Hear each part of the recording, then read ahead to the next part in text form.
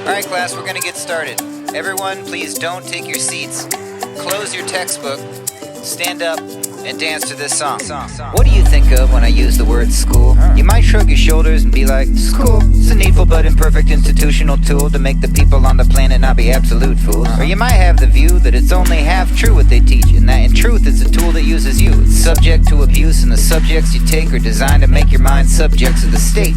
Some say it's great though, A-OK, and the best way to go is to go and get A's. But whether you be for it or don't see it as best, society demands that you go or you're effed. When we were kids we would sing this hook, no more pencils, no more books, when they made us go to school.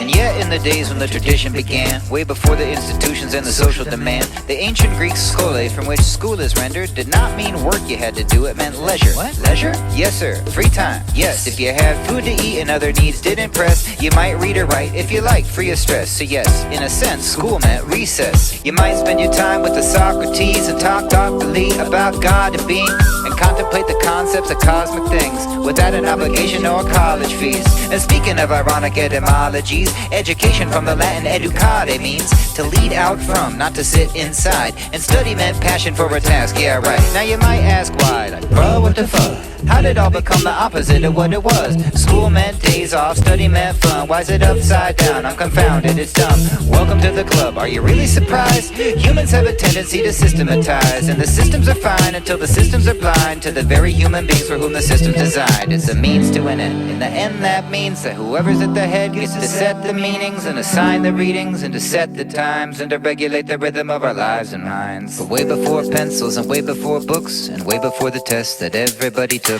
there was old school.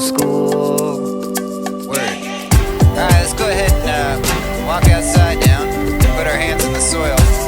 Don't forget your improvised song is due at any time. It ain't about your inches, kid, it's how you get her done. Better aggregate your passions into learning outcomes. Don't be burning out, son, reevaluate your goals. Gotta crack another statue from the economic mold. Got you docile till you're old, they don't want us to know. But the thing about them is that they is us, bro. Life short, learning slow. Why go back to the source when you could simply get it secondhand, a requisite course? And yes, you're being forced, and while at times it may be free, so is all your social media. It's not that hard to see that that's another way of saying the commodity's me, and the product is becoming what they want me to be.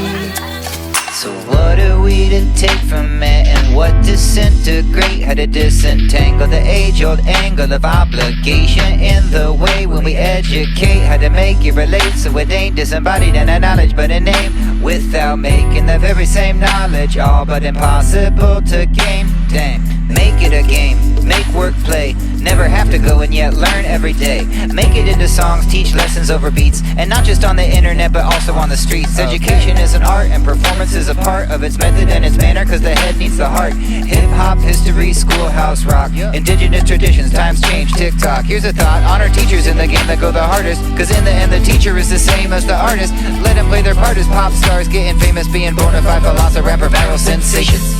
I'm biased. Should I even talk? I'm a product of the system, a philosophy doc, and my knowledge, on which I base this critical thought, is predicated on the privilege of having been taught.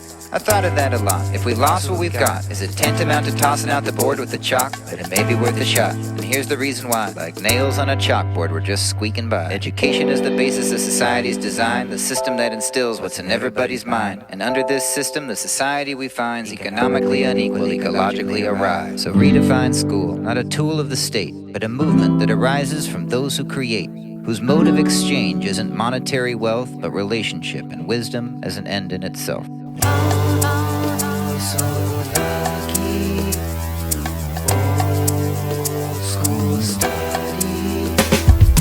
No more hassles, no abstracts, no more teachers' dirty looks, no more bureaucratic rules and school boards with too many books. Alright, well that's it for me today, but we'll meet again for our next session whenever we meet again. And until then, study.